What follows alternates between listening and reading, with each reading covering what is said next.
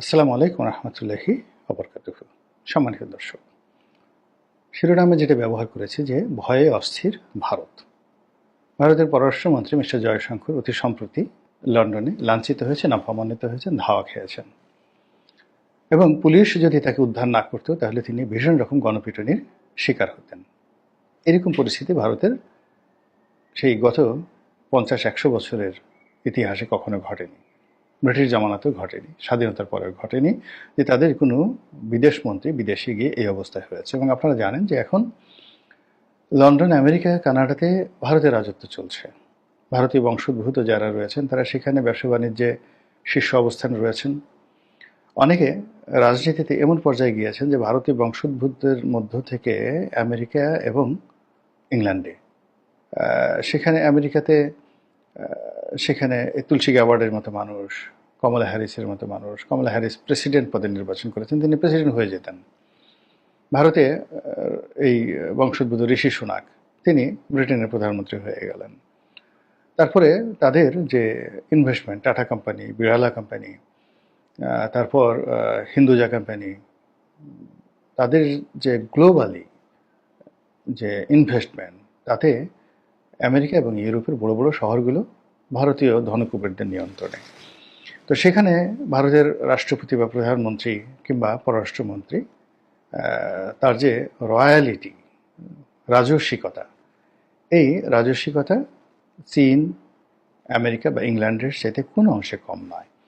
তো সেখানে গিয়ে তিনি ছ্যাঁচা খাবেন, গুঁতো খাবেন, এটি কল্পনা করা যায় না। কিন্তু বাস্তবে সেই ঘটনা ঘটেছে এবং এটি পুরো ভারতে ভীষণ রকম যাকে বলা হয় চাঞ্চল্য সৃষ্টি করেছে, অস্থিরতা সৃষ্টি করেছে। কি হলো? নরেন্দ্র মোদীর বিরুদ্ধে মানুষ যাচ্ছে তাই বলার চেষ্টা করছেন।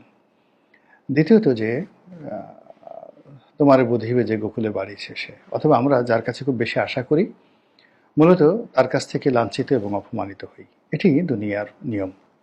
আমরা ধরে নিয়েছিলাম যে আমেরিকাতে যদি বাইডেনের পরিবর্তে মিস্টার ট্রাম্প ক্ষমতায় আসে তাহলে নরেন্দ্র মোদী সারা পৃথিবীর উপর ছড়ি ঘোরাবেন। কিন্তু এখানে ঘটনা এ যাবৎকালে যা ঘটেছে সব উল্টো। মিস্টার নরেন্দ্র মোদী আশা করেছিলেন যে ট্রাম্পের যে অভিষেক, সেই অভিষেকে অনেকে দাওয়াত পেয়েছেন, তাকে দাওয়াত করা হবে। কিন্তু দুর্ভাগ্যজনক হলো সত্যি যে তাকে দাওয়াত করা হয়নি। এটি নিয়ে ভারতীয় পার্লামেন্টে অনেক আলাপ আলোচনা হয়েছে এবং তাকে, অর্থাৎ মিস্টার নরেন্দ্র মোদীকে কটাক্ষ করে মিস্টার রাহুল গান্ধী তিনি বলার চেষ্টা করেছেন যে এটি মোদীর বিরাট রাজনৈতিক এবং কূটনৈতিক বিপর্যয়। এর কারণ হলো যে বন্ধু হিসেবে এবং ব্যবসায়িক পার্টনার হিসেবে আমেরিকার সঙ্গে ভারতের যে সম্পর্ক রয়েছে সেই সম্পর্কের ভিত্তিতে সবার আগে ভারতকে দাওয়াত করা উচিত। সেটা নরেন্দ্র মোদী তো নন, এখানে যদি অন্য যে কেউ হোক না কেন, মূলত ট্রাম্পের অভিষেক অনুষ্ঠানে দাওয়াত করা উচিত ছিল ভারতকে। যদিও আমেরিকার যে প্রেসিডেন্টের শপথ গ্রহণ অনুষ্ঠান, এই অনুষ্ঠানে সাধারণত বিদেশি লোকদেরকে দাওয়াত করা হয় না। এবার প্রথম সেই প্রোটোকল ভেঙে ডোনাল্ড ট্রাম্প অনেককে দাওয়াত করেছেন, সেখানে চীনের প্রেসিডেন্টকে দাওয়াত করেছেন। তো চীনের প্রেসিডেন্ট যাননি, কিন্তু নরেন্দ্র মোদী তো যেতেন, কেন তাকে দাওয়াত করা হলো না? এটি নিয়ে ভারতে কিন্তু আলাপ আলোচনা হচ্ছে এবং তখনই বলার চেষ্টা করেছে সবাই যে যেভাবে একটা রসায়ন তৈরি করা হয় যে মোদী এবং ট্রাম্প ব্যক্তিগত বন্ধু এবং ব্যক্তিগত বন্ধুত্বের কারণে এটা হবে ওটা হবে, কিন্তু বাস্তবে সেটা হচ্ছে না।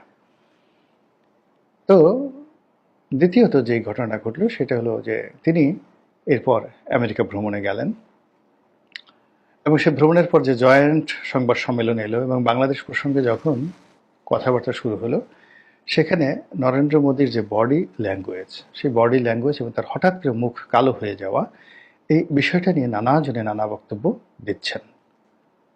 অনেকে বলার চেষ্টা করছেন যে তাদের যখন একান্তে বৈঠক হয়েছিল 1 to 1, তিনি শেখ হাসিনার পক্ষে অনেক কিছু বলার চেষ্টা করেছেন এবং ডক্টর মোহাম্মদ ইউনূসের বিরুদ্ধে তিনি নানা রকম বিষোদ্গার করার চেষ্টা করেছেন। তো ইউটিউবারে বলার চেষ্টা করছে যে সেই সময়টিতে তিনি নরেন্দ্র মোদীকে থামিয়ে দিয়েছেন এবং তিনি বলেছেন যে আপনার এত ওকালতি করা লাগবে না, আমি শেখ হাসিনাকেও চিনি এবং ডক্টর মোহাম্মদ ইউনূসকেও চিনি। তো এই যে তার যে মোড অফ হলো, এই মোড অফের প্রেক্ষিতে পরবর্তীতে যখন সংবাদ সম্মেলনে বাংলাদেশ প্রসঙ্গে এলো, সেই সময়টিতে ডোনাল্ড ট্রাম্প যেভাবে কৌশলে বাংলাদেশের বিষয়টি তার উপর ছেড়ে দিলেন এবং যেভাবে তিনি কটাক্ষ করলেন, এটা রীতিমতো গরু মেরে জুতো দানের মতো অবস্থা তৈরি হয়েছে। এবং এই যে আমেরিকা থেকে ফেরত আসার পর একটার পর একটা ভাগ্য বিপর্যয় ঘটছে নরেন্দ্র মোদীর। সেখানে অভ্যন্তরীণ রাজনীতিতে বিভিন্ন রকম জটিলতা তৈরি হয়েছে। এবং এই মুহূর্তের খবর হলো যে ভারতের বেশিরভাগ অঙ্গরাজ্যগুলো যেটা রয়েছে বা তাদের যে প্রদেশগুলো রয়েছে, প্রাদেশিক সরকারগুলো রয়েছে, সেখানে কেন্দ্রীয় সরকারের যে আধিপত্য গুরুত্ব ক্রমশ কমে যাচ্ছে। দ্বিতীয়ত, বাংলাদেশে ইউনূস সরকারের এই যাকে বলা হয় শাসনকালীন সময়টিতে সেভেন সিস্টারকে নিয়ে ভারতের মাথা খারাপ হয়ে গিয়েছে। এবং বাংলাদেশ সীমান্তে এখন যেভাবে বিজিবি দায়িত্ব পালন করছে এবং যেভাবে টিট ফর ট্যাট বিএসএফকে আঙ্গুল উঁচিয়ে জবাব দিচ্ছে এবং যেভাবে পুরো সীমান্তে চোরাচালান বন্ধ রেখেছে, এবং আপনারা জানেন যে সেভেন সিস্টারের যে ইকোনমি, সেই ইকোনমির একটা বিরাট অংশ বাংলাদেশের উপর নির্ভর করে। তারা তাদের যে পণ্যগুলো, বিশেষ করে গরু, ফেন্সি ডিল, এগুলো বাংলাদেশে পাঠায় এবং বাংলাদেশের মূল্যবান সামগ্রী, চা, চিনি, তারপরে পেট্রোলিয়াম, স্বর্ণ, ডলার, এই জিনিসগুলো বাংলাদেশ থেকে তারা কিন্তু নিয়ে নেয়।